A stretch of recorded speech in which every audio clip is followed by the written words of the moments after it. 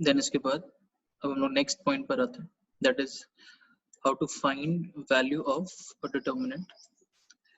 इसको पहले हम रीड आउट कर देते हैं, देन एक्सप्लेन कर देंगे। In a determinant the sum of the products of the elements of any row or column with the corresponding cofactors is equal to value of the determinant। अब इसको एक example से समझते हैं। जैसे फॉर एग्जांपल यहाँ पर एक डिटर्मिनेंट है a1 a2 a3 b1 b2 b3 c1 c2 c3, इसको डेल्टा से रिप्रेजेंट किया यहाँ पर हमने।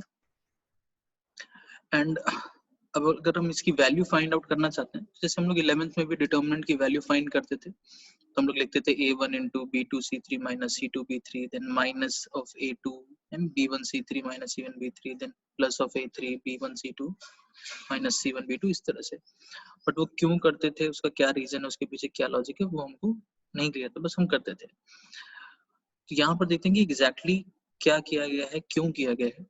तो डिटर्मिनेंट की वैल्यू फाइंड करने के लिए सबसे पहली चीज तो ये कि अब डिटर्मिनेंट की वैल्यू सिर्फ एक ही तरीके से नहीं, आप कई तरीके से एक्सपैंड करके इसको लिख सकते हैं।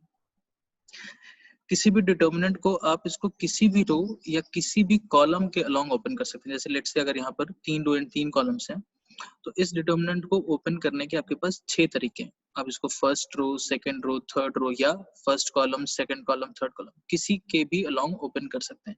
एंड क्या तरीका बताया गया कि लेट्स से आप इसको जिसके भी अलोंग ओपन कर रहे हैं, आप एलिमेंट्स को उसके करस्पॉन्डिंग कोफैक्टर से मल्टीप्लाई करते जाइए, element into cofactor and so on, and सबको ऐड कर दीजिए, तो वो आपको उस डिटर्मिनेंट की वैल्यू दे देगा। जैसे यहाँ पे देखिए, अगर हम इसको फर्स्ट रो के अलोंग ओपन करते हैं, तो a1 into cofactor of a1, then plus a2 into इसका कोफैक्टर प्लस a3 इंटू इसका कोफैक्टर।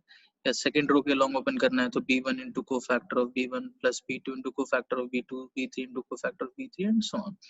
फर्स्ट कॉलम के अलोंग करना है, तो फर्स्ट कॉलम के एलिमेंट्स हैं a1 b1 c1, a1 into cofactor of a1 b1 into cofactor of b1 c1 into cofactor and so on, इस तरह से। तो हम इसको टोटल 6 तरीके से इसको हम एक्सपैंड कर सकते हैं, किसी भी रो या किसी भी कॉलम के अलोंग। एंड आप इसको कैसे भी एक्सपैंड करेंगे, आप देखेंगे ऑब्वियसली जो फाइनल वैल्यू आएगी वो तो सेम आएगी हर केस में। तो अगर हम किसी भी डिटर्मिनेंट की वैल्यू फाइंड करना चाहते हैं, तो हमको उसका कोफैक्टर लिखना आना चाहिए, एंड कोफैक्टर के लिए अगेन हमको उसका माइनर लिखना आना चाहिए। माइनर पता होगा तो आप कोफैक्टर लिख पाएंगे, एंड देन कोफैक्टर पता है तो एलिमेंट को करस्पॉन्डिंग कोफैक्टर से मल्टीप्लाई करके ऐड करते जाइए, आपको उस डिटर्मिनेंट की वैल्यू मिल जाएगी। ये बात क्लियर है? एक एग्जाम्पल देखते हैं। एक डिटर्मिनेंट है, इसमें एलिमेंट्स हैं 2 3 4 5 2 1 1 2 3। इसको यहाँ पर हम लोग दो तरीके से एक्सपैंड करके देखते हैं।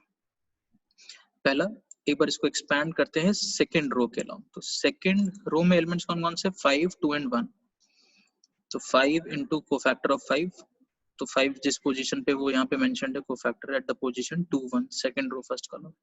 देन 2 इंटू उसका कोफैक्टर प्लस 1 इंटू उसका कोफैक्टर। अब नेक्स्ट स्टेप देखिए, कोफैक्टर कैसे लिखते हैं, तो -1 to the power i plus j into उसका माइनर, तो -1 to the power 2 plus 1। And 5 का माइनर कैसे मिलेगा, तो 5 जिस रो एंड जिस कॉलम में उसको हटा दीजिए, जो एलिमेंट्स आपको दिख रहे हैं उसका डिटर्मिनेंट, तो 3 4 एंड 2 3, डिटर्मिनेंट ऑफ 3 4 2 3। सेम इसी तरह से 2 इंटू कोफैक्टर, तो कोफैक्टर कैसे लिखेंगे, तो -1 to the power i plus j into minor, then again -1 to the power i plus j into इसका माइनर। इसको सिंप्लीफाई कर लीजिए, तो इसकी वैल्यू आ रही है -2। सेम डिटर्मिनेंट को अब एक्सपैंड करते हैं थर्ड कॉलम। तो थर्ड कॉलम के एलिमेंट्स हैं 4 1 एंड 3।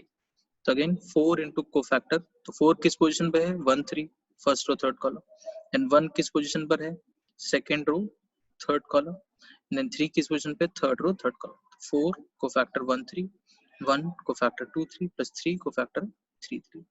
4 इंटू उसका कोफैक्टर, अगेन कोफैक्टर लिखने का तरीका वही है, -1 to the power i plus j into उसका माइनर प्लस 1 इंटू उसका कोफैक्टर, अगेन वैसे ही लिखा गया, -1 to the power i plus j into उसका माइनर 3 इंटू उसका कोफैक्टर। अगेन जब आप इसको सिंप्लीफाई करेंगे तो अगेन आप देखेंगे इसकी वैल्यू आएगी -2। ऑब्वियसली हम डिटर्मिनेंट को कैसे भी ओपन करें, इससे उसकी वैल्यू में फर्क नहीं पड़ेगा। हर डिटर्मिनेंट की वैल्यू एक फिक्स्ड यूनिक वैल्यू होगी। आप उसको किसी भी रो किसी भी कॉलम के अलोंग ओपन करिए, उसकी वैल्यू हमेशा सेम आएगी। एक इम्पॉर्टेंट चीज, एक इम्पॉर्टेंट पॉइंट, इसको एज अ प्रॉपर्टी याद रखेंगे। The sum of product of the elements of any row or column with the cofactors of corresponding elements of any other row or column is 0. जैसे determinant की value find करने के लिए क्या बताया गया कि हमको क्या करना है, हम कोई एक रो या कॉलम पकड़ लें एंड एलिमेंट्स को उसके कोफैक्टर से मल्टीप्लाई करते जाए तो हमको डिटर्मिनेंट की वैल्यू आए। लेकिन अगर हम लेट से कोई भी एक रो लें एंड एलिमेंट्स को उसके नहीं किसी दूसरे रो के कोफैक्टर से करस्पॉन्डिंग कोफैक्टर से मल्टीप्लाई करके ऐड करें, जैसे फॉर एग्जांपल a1, मतलब हम एलिमेंट्स लेते हैं फर्स्ट रो से एंड कोफैक्टर हम ले लें सेकंड रो के, a1 into cofactor of b1, a2 into cofactor of b2, a3 into cofactor of b3, इस तरह से। या आपने फर्स्ट रो से एलिमेंट लिया और आपने कोफैक्टर ले लिया थर्ड रो से, तो a1 into cofactor of c1, a2 into cofactor of c2, a3 into cofactor of c3, इस तरह से। तो ये जो वैल्यू आएगी, ये वैल्यू आपको हमेशा 0 मिलेगी। अगर आप एलिमेंट किसी एक रो से ले रहे हैं एंड कोफैक्टर दूसरे रो से ले रहे हैं, या आप एलिमेंट किसी कॉलम के ले रहे हैं एंड कोफैक्टर किसी दूसरे कॉलम के ले रहे हैं, जैसे मान लीजिए आपने एलिमेंट लिए सेकंड कॉलम के बट आपने कोफैक्टर लिया फर्स्ट कॉलम का, a2 into cofactor of a1, b2 cofactor of b1, c2 cofactor of c1, इस तरह से। तो अगेन ये जो वैल्यू आएगी ये हमेशा 0 आएगी। अगर आप एलिमेंट किसी एक रो के लें एंड कोफैक्टर दूसरी रो के लें एंड साइमल्टेनियसली मल्टीप्लाई करके ऐड करते हैं, या आप एलिमेंट किसी कॉलम से लें एंड कोफैक्टर दूसरे कॉलम्स के लें एंड अगेन आप उनको आपस में करस्पॉन्डिंगली मल्टीप्लाई करके ऐड करते हैं, तो ये रिजल्ट हमेशा 0 आएगा। अब ये चीज आपके लिए एज अ होमवर्क रहेगी। आप खुद से कोई भी एक डिटर्मिनेंट ले लीजिए, खुद से कोई भी एक डिटर्मिनेंट लीजिए, उसमें खुद से कुछ एलिमेंट्स लिख दीजिए एंड इसको आप खुद से एक बार करके देखिए। एलिमेंट कहीं से लीजिए, किसी भी रो से एलिमेंट लेकर के देन किसी दूसरे रो के कोफैक्टर से मल्टीप्लाई करके देखिए, या किसी कॉलम के एलिमेंट्स लेकर के दूसरे कॉलम के कोफैक्टर से मल्टीप्लाई करके देखिए, ये रिजल्ट हमेशा 0 आना चाहिए।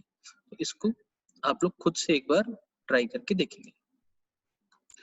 तो फर्स्ट लेक्चर हम लोग का यहीं तक रहेगा एंड अब इस पर बेस्ड कुछ क्वेश्चंस आप लोग को फ्लोट किए जाएंगे एंड देन उसको एक बार ट्राई करेंगे एंड देन उसके बाद उसका जब सॉल्यूशन फ्लोट किया जाएगा तो उसको रेफर करेंगे।